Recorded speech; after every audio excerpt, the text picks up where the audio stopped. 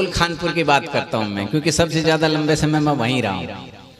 गुरुकुल खानपुर के अंदर लगभग मेरे समय से ही लगाऊं तो 2000 से अब तक की लगाऊं तो लगभग 12 बच्चे जैन यूनिवर्सिटी में गए, और 12 में से 9 बच्चे वो बन गए लेक्चरर। कोई लेक्चरर बना, कोई प्रोफेसर भी बने। देखो 9 बच्चे, अब छोटी संख्या थोड़ी है भाई। बच्चे इतने ही थे हमारे पास, इतने ही रहते हैं, 40 के लगभग, कभी 30 के लगभग, कोई 25 के लगभग। उनके अंदर भी अब बाद में तो हर साल एक बच्चा जैन यूनिवर्सिटी में वहां पहुंच रहा है, ये छोटी बात नहीं है। और फिर वो सारे लग गए। एक भी बच्चा बेरोजगार नहीं है खानपुर गुरुकुल का, कोई हमें बता दो। एक बच्चा बेरोजगार रहा, वो कैसे रहा?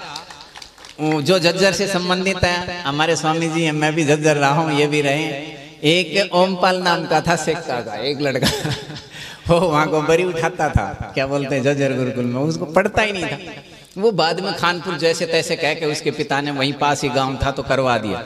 वो बच्चा बेरोजगार है। नहीं तो मेरे ध्यान में एक भी बच्चा बेरोजगार नहीं है। तो ऐसे नहीं है। गुरुकुल वाले बच्चे रुपए नहीं कमा पाए, गुरुकुल वाले बच्चे अपनी जीवनचर्या नहीं कर पाए, तो मैं यूं कहा करता हूं कि धर्म का आचरण दो झेलेगा।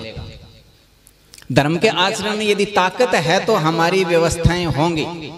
देखो, मैं वैदिक परंपरा से थोड़ा सा मिली जुली परंपरा में आ गया है, दड़ोली आश्रम में। अब मैं एक बात बताता हूँ, मैं एक ही बात कहता हूँ, वहां भी खानपुर भी मैं 30 साल रहा, किसी से कुछ नहीं मांगा। मेरी एक ही मान्यता रही है कि मेरे आचरण के अंदर ताकत होगी तो दाना मेरे पेट में जाएगा, और मेरे आचरण में ताकत नहीं होगी तो दाना जाना ही नहीं चाहिए, फिर भूखा ही मरना चाहिए। भाई फिर क्या जरूरत है? फिर तो मुझे मरना ही चाहिए, क्योंकि अशुभ को नष्ट होना ही चाहिए, उसको जीवित नहीं रहना चाहिए।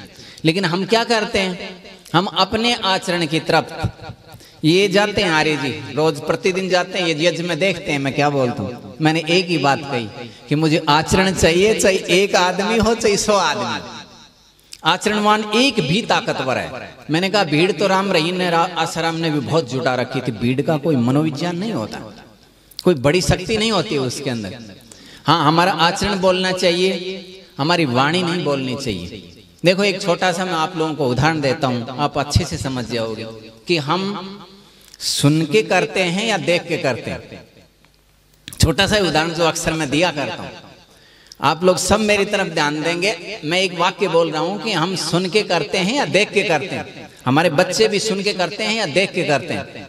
तो एक बात मैं पूछ रहा हूं आप लोगों को, क्या कि मैं बोलता हूं, आप देखना, सब आप लोग सुनो जी, अरे जी सुनो, सब अपने नाक के हाथ लगाएंगे। नाक के हाथ लगाओ, सभी अपने नाक के हाथ लगा लो। इसमें से कुछ ही लोगों ने लगाया होगा, नहीं तो सभी कान पर पहुंच गए। क्यों पहुंच गए?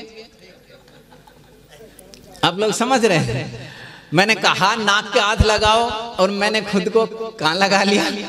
कान के तो आपने मुझे ही देखा। ये नियम है संसार का। बच्चे गुरुकुल में कब आएंगे? जब हम स्वयं आएंगे। बरेली से मेरे पास एक सज्जन आए, वो लड़का लेके आए और बोले जी इसको पढ़ाओ। मैंने कहा ठीक है, हमने उसको भर्ती कर लिया। अब गुरुकुल में प्रवेश दे दिया। अब 10 दिन भी हुए नहीं, उसने तो अपना कार्यक्रम शुरू कर दिया बच्चे ने। तो उसको क्या है, किसी की चीजें उठाने की बहुत आदत थी।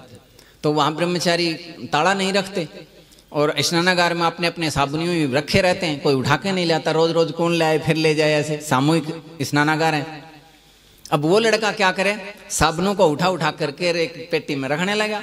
अब रोज साबुन उठने लगे, साबुन कहाँ चले गए, समस्या आ गई। मैंने कहा हाँ भाई ठीक है, कोई समस्या आई तो जरूर कोई आ गया। ये बच्चे तो इतने दिन से रह रहे थे, तो नया आया, उस पर शक जाता है, ये स्वाभाविक सा शक गया। उस बच्चे को बुलाया कि भाई तू है ना, साबुन किसी की चीज तो नहीं उठाता है ना बेटा?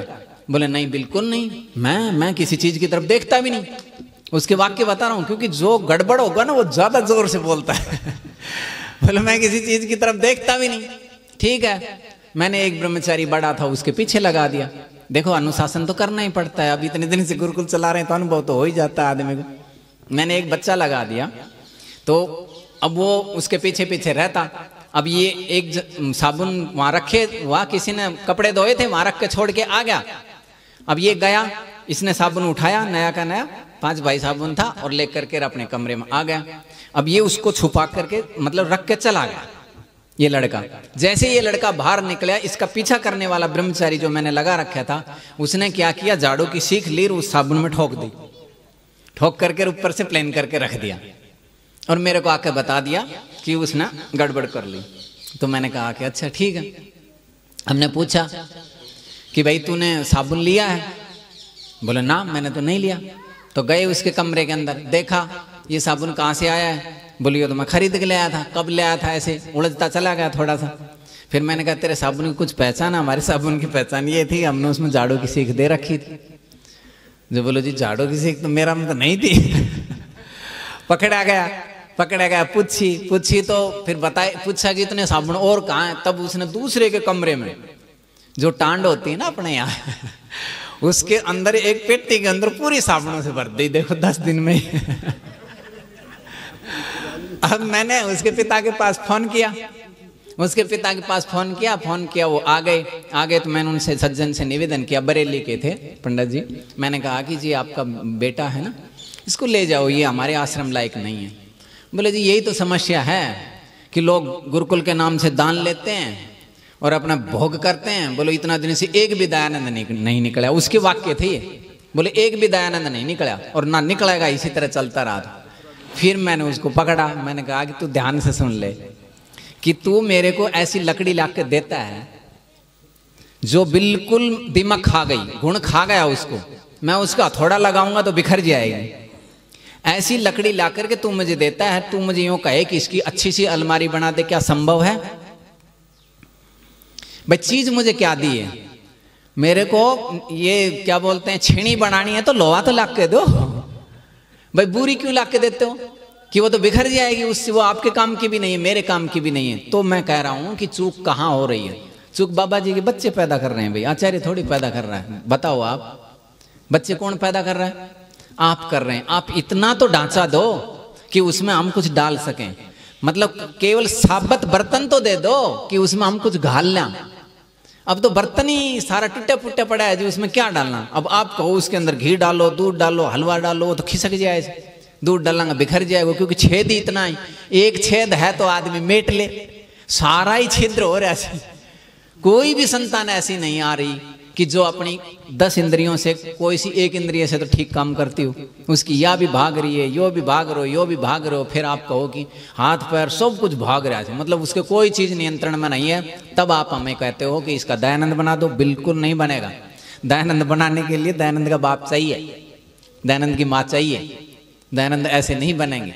तब मैं आपसे निवेदन करता हूँ कि आप जानते हो तो ईमानदारी से देखो। मैं तो खुद के कर्मों पर ध्यान देने की बात कहता हूँ, जहाँ भी कहता हूँ कि हम अपने आचरण पर ध्यान दें कि हम क्या कर रहे हैं, हमें क्या करना चाहिए। बहुत बड़ा पाप लगेगा इतने दिन से वैदिक परंपरा की बातें सुन के भी यदि हम हमारी संतानों को, हमारी बेटियों के बेटों को, हमारे रिश्तेदारों को, हमारे समाज को, हमारे पड़ोसियों को, अपनी कुल को, अपने मतलब खानदान को यदि अच्छा नहीं बना पाए हैं तो कहीं ना कहीं हम अनफिट आदमी चूक रहे हैं। तो चूकना नहीं है।